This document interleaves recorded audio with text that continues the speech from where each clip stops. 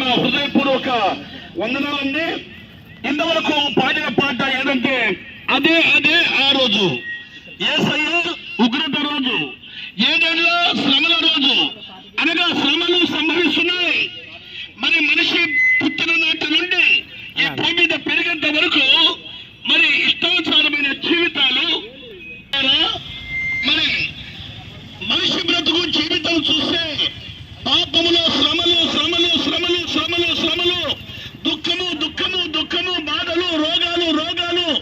ఇలాంటి మానవుడు ఎంత సంపాదించినా సంతోషం లేదు, శాంతి లేదు, సమాధానం లేదు, నెమ్మది లేదు. ఏమీ లేకుండా మానవుడు కొట్టుమిట్టాడుతున్నాడు. సరేలే, మంచి జీతము మంచి ఉద్యోగం వచ్చింది, సంతోషించడానికి లేదు. మంచి పంట పండిందని మరి సంతోషించడానికి లేదు. మరి ఎన్నో ఎకరాలు ఆస్తులు, వెండి బంగారాలు ఉన్నా సంతోషము లేదు. ఇక ఏదో సంపాదించాలని, ఇక ఏదో కూడబెట్టాలని పరుగో పరుగు పరుగో పరుగు పరుగో పరుగు, తెల్లారితే పొద్దు ముగితే పరుగే పరుగు. ఎందుకండి? ఈ చారుడు పొట్ట కోసమే, ఈ కూటి కొరకు కోటి విద్యలు. మానవుడా, ఓ మానవుడా, నీవు ఒకసారి గమనించాలి. మానవ జీవితం శాశ్వతమని కాదండి. మానవుడు శాశ్వతంగా ఈ లోకంలో ఉండలేదండి. మానవుడు పాపము చేసి చేసి చేసి చేసి మరణాన్ని తెచ్చుకుంటున్నాడు. అందుకే పరిశుద్ధ గ్రంథం బైబిల్ చదివిస్తుంది. రోమీ రాసిన పత్రిక 6వ అధ్యాయము 23వ వచనము, పాపము వలన వచ్చు జీతము మరణం, అయితే దేవుని కృపావరము మన ప్రభు అయిన యేసుక్రీస్తు నందు నిత్య జీవము. పాపం అంటే అనగా ఏంటి? మానవుడా, మరి ఎవరు పాపులు? ఎందరు పాపులున్నారు? మరి ఆలోచిస్తే దేవుడు అనుగ్రహించిన ఆజ్ఞను మర్చిపోవటమే పాపము. దేవుడు వద్దన్న పని చేయడమే పాపము. అయితే మానవుడు తింటున్నాడు, తాగుతున్నాడు, ఇష్టానుసారమైన జీవితము జీవించి మానవుడు దేవుడు అంటే లెక్క లేకుండా తిరుగుతున్నాడు. అందుకే చూసారా, ఆకాశం ఒకసారి పైన చూడండి, నల్లగా మబ్బులు, వర్షాలు, భయంకరమైన వర్షాలు కురిపించే దేవుడు ఆ దేవుడే. ఆ దేవుడు వర్షాన్ని కురిపిస్తున్నాడు. నీవు పంటలు బాగా పండాలని, నీరు సమృద్ధిగా ఉంటే, మరి కాయగూరలు ఇవన్నీ మంచి చెట్ల ఫలాలు తిని నీవు ఆరోగ్యంగా ఉండాలని. ఈ భూమి మీద ఉన్న వాటిని ఎవరు తయారు చేయలేరండి. దేవుడు చేసిన మనుషులు మీరు. ఆ దేవుడు చేసిన మనుషులు మరి దేవునికి మర్చిపోయారు. మనుషులు చేసుకున్న వాటిలో మరి అతిశయిస్తున్నారు. కానీ దేవుడు చేసిన మనుషులు దేవునికి మహిమపరచడం లేదు. అందుకే ఏ భేదము లేదు. అందరూ పాపము చేసి ఆ దేవుడు అనుగ్రహించు మహిమను పొందలేకపోతున్నారు. ఓ సోదరి సోదరులారా, మానవుడు చేసే పాపము ఇన్ని కాదండి. దొంగతనము చేయవద్దని చెప్పాడు దేవుడు. మరి అంతేకాకుండా మోసం చేయొద్దని చెప్పాడు. నరహత్య చేయొద్దని చెప్పాడు దేవుడు. ఇలాగ కామము, క్రోధము, మదము, మాత్సర్యాలు చేయొద్దని దేవుడు ఒక్క నుంచి చెప్తూనే ఉన్నాడు. కానీ మానవుడు దేవుడు చెప్పు మరి వద్దన్న పనుంది చేసి పాపము తెచ్చుకొని మరణించి నరకానికి, అగ్నిగుండానికి వెళ్ళిపోతున్నాడు. ఓ సోదరి సోదరుడా, ఇది శాశ్వతం అనుకుంటున్నారా? ఈ 30-40 సంవత్సరాల జీవితం, ఈ 60-70 సంవత్సరాల జీవితం శాశ్వతం కాదండి.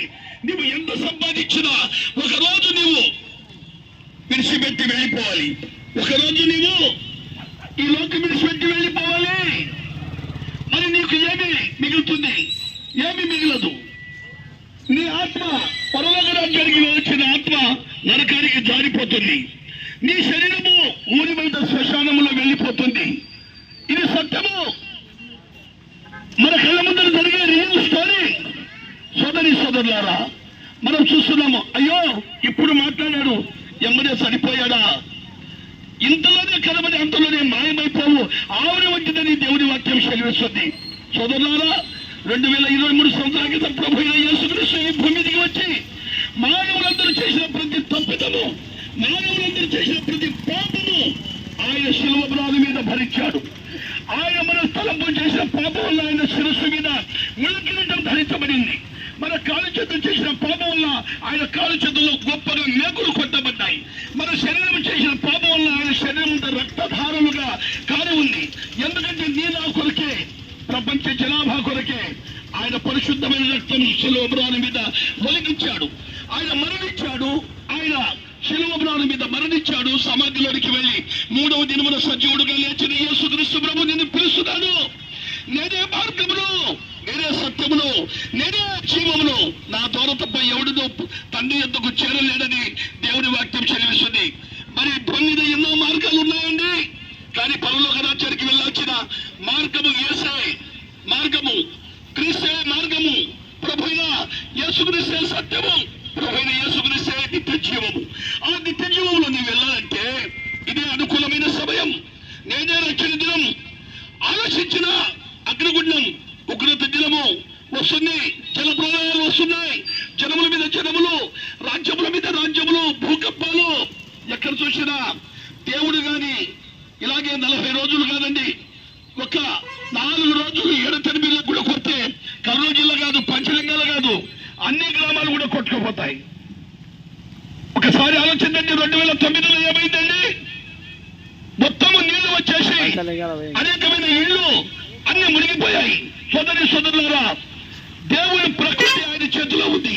ఆ ప్రకృతికి ఒకసారి ఆయన ఆగ్రహిస్తే మరి ప్రకృతి దేవుని మాట వింటుంది. నీవు ఎందుకు వినడం లేదు? ఈ గూడు, ఈ కూడు, ఈ గుడ్డ శాశ్వతం కాదు. ఈ ఇల్లు, ఈ మేడ, ఈ బంగారం శాశ్వతం కాదు. ఒకరోజు అన్ని మట్టిలో కొట్టుకుపోయాయి. విజయవాడలో అన్ని కొట్టుకొని పోయాయి. మనుషులు కొట్టుకొని పోయారు, బంగారం కొట్టుకుపోయింది, ఆస్తులు కొట్టుకుపోయాయి. నిరసరాయులై అన్నానికి నీటికి ఎదురు చూసే కాలం వచ్చేసింది. సోదరులారా, ఒక్కసారి జ్ఞాపకం చేసుకోండి, మన బ్రతుకులు ఎలా ఉన్నాయి? ఒకరోజు మనం ఆలోచించుకుంటే, యేసుక్రీస్తు ప్రభువుని నీ నోటితో ఒప్పుకుంటే అప్పుడు దేవుడు నీకు వారు రక్షణ పొందుతారు. ఇది అనుకూలమైన సమయం. ఏ కులము కాదండి, మతము కాదండి, మార్గము, సత్యము, జీవం అండి. యేసుక్రీస్తు నిత్య జీవమే ఉన్నారండి. ప్రభువు నమ్మితే నిత్య జీవము, నమ్మకపోతే మనము నరకము, అగ్నిగుండంలో పడిపోతామండి. ఈ మంచి మాటలు విని నువ్వు మేడలో ఉన్నా, మిద్దెలో ఉన్నా, నువ్వు బైక్ మీద వెళ్తూ ఉన్నా, ఆలోచించుకో. యేసుక్రీస్తు ప్రభువు అందరికీ దేవుడని నీ హృదయంలో విశ్వసిస్తే నీ కుటుంబంలో నీ పాపాలు క్షమించమని పరలోక రాజ్యం చేరుకుంటావు. ఈ మంచి మాటలు చేత మీరు ఆదరించబడతారని చెప్తూ ఈ మాటలు ముగిస్తున్నాను. మీ కొరకు ప్రార్థన.